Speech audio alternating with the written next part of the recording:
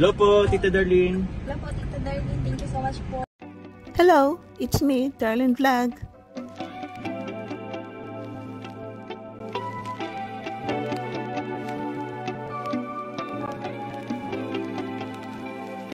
Hello mga kalingap, mga ka-love teams dyan, mga ka-chungkar, mga ka-love teams dito sa kalingap. Kumusta na po kayo? This is Darlene Vlog. So, meron tayong kunting reaction na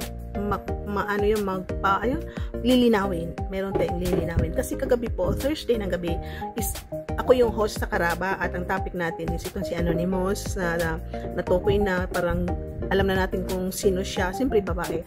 At yun nga, maraming mga comments na naganap doon sa ating live. Dahil nga maraming nagdududa kung sino itong si Anonymous, maraming nagko-comment, nakilala daw nila si Anonymous, may mga nasa comment section na kilala daw na isang founder ito si Anonymous, kilala na isang sponsor ito si Anonymous, gusto na daw nilang i-reveal sino to si Anonymous, pero pinipigilan daw, marami pang comments doon. So ito, may isa sa comments na nagsasabi na si Tita Anonymous daw. Ito daw si Anonymous, sponsor ng Jumcart, nagpapaka-Anonymous. Naku po, hindi po tama yan, no? Mali po ang balita, mali po ang paniniwala ninyo kung sino man kayo na naniniwala na ito si Tita Anonymous na sponsor ng Jumcart or sponsor ng Jomar ay magkaiba po dito sa Anonymous na naninira sa Jumcart.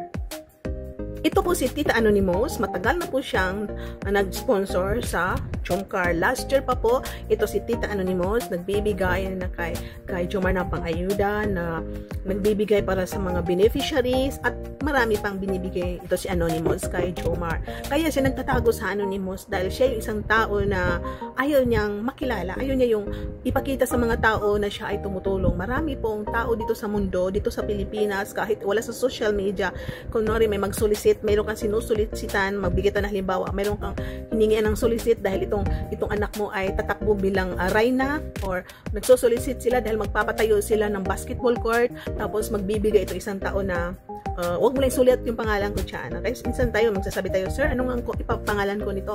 Mr. and Mrs. ganito ba? Pero sabi na yung nagbigay na, nag-donate na, ay wag mo lang isulat ang pangalan ko dyan. Lagyan mo lang ng Anonymous. Ang meaning kasi na Anonymous, hindi kilala, hindi nagpapakilala. So ito si Tita Anonymous, ayaw niya magkilala siya, ayaw niyang makilala siya na nagbibigay. Gusto lang niya ang Panginoon lang ang nakakakita sa kanyang pagbibigay. Genuine mula sa puso. Hindi po siya pakitang tao. Hindi po ibig sabihin na kaya tayo nagbibigay ng pangalan natin is mayabang tayo. Ibig ko pong sabihin may mga tao na ayaw nila ipakilala ang kanilang pangalan kung sila ay tumutulong. Mayroon din tao na hindi sila naman nagyayabang, masaya lang silang na-shoutout sila, no? Masaya silang nag-shoutout kasi baka akala nyo mali ako na sabi ko kasi na itong mga Anonymous ayaw nila magpakilala kasi ayaw nila magpayabang. Ang ibig ko sabihin po na may mga tao na minsan gusto nila marinig yung pangalan nila na sa shoutout sila kasi masaya sila, no? Masaya sila sa nagawa nila, masaya sila naririnig nila yung pangalan nila. Hindi ibig sabihin na para marinig ninyo. So itong Anonymous, minsan hindi sila nagpapakilala dahil masaya sila na kahit hindi ma-shoutout, hindi maisulat yung pangalan nila dyan sa mga donors, sa mga ding-ding na yan, masaya na po sila. Kaya po sila nag-Anonymous. So ito si Tita Anonymous, ayaw niyang sabihin ang totoo niyang pangalan dahil masaya lang siya na siya isang Anonymous. Yun po. So iba naman po ito si Anonymous sa page ng Jomcart 18.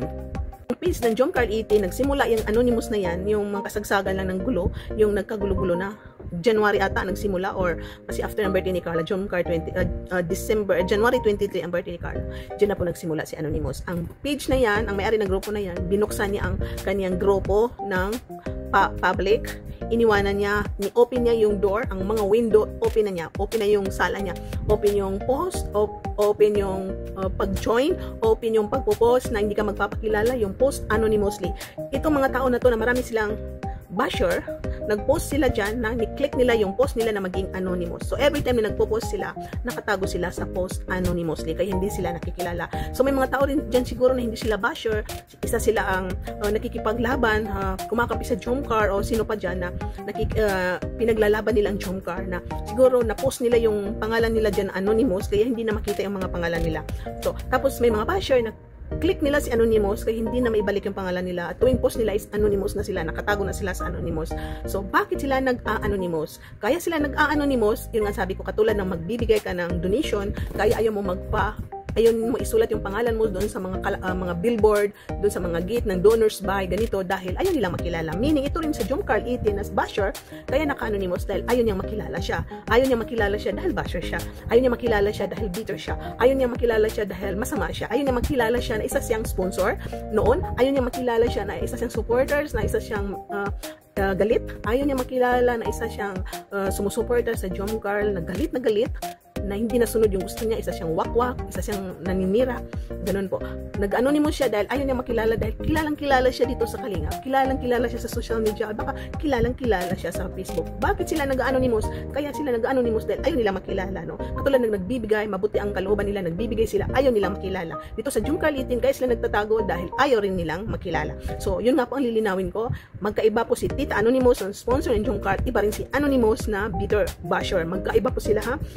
Lilinawin ko kasi baka may nasa comment kasi natin na ito daw si Anonymous, kaya daw siya nag-anonymous dahil ginagaya niya si Tita Anonymous na sponsor. So yun ang sabi ko na itong Jomcar 18 na page or group ng basher is hindi po niya ginaya si Tita Anonymous. Okay po?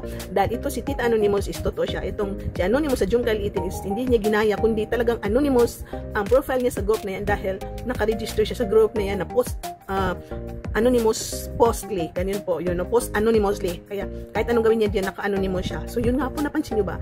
Simula no si Noel Santos ay mag-comment sa live ni Jomar na na-trace na niya ang IP address ni Anonymous na pwede nang sampahan ng kaso dahil may threat daw ito si Anonymous sa Jomar at sa family niya. Nagtago na siya. Puntaan yung Jomcar 18. Wala nang post Anonymous. Kahit itong mga kumakampi sa Jomcar na nag-anonymous, na nakikipaglaban, nakikipag, ano ba yan? Yung mahal nilang Jomcar na nag-anonymous din sila dati na inaaway nila itong mga basher. Ngayon, pati sila hindi na nagpo-post. Kasi nakita ko, dati may nag-anonymous na kalaban nila, inaaway nila yung kabilang team. May nag-anonymous na binabasher ang kabilang team. May nag-anonymous na binabas si Carla. May nag-anonymous na binabas si Jomar. May nag-anonymous na binabas ang mga reactors. May nag-anonymous na binabas ang Team Kalingap. So parang lahat sila ay tahimik, no? Magkakasama kaya sila? Magkakakilala kaya sila? Isang grupo kaya sila? Isang bayan ba kaya sila? Isang bahay kaya sila? Isang bayan? Isang grupo? Magkakapareho ba ito ng balat? Magkakapareho ba ito ng amoy? Magkakapareho ba itong mga babae? I don't know, no? Hindi natin alam. Basta alam natin, tao, babae or lalaki ba dyan? O, di ba po?